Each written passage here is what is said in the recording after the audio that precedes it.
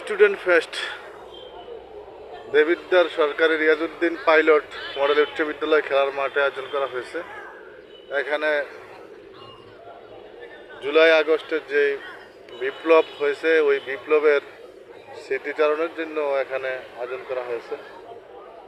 আর পাশাপাশি বিজ্ঞান মেলা, বই মেলা ও বিভিন্ন স্টল দেওয়া হয়েছে।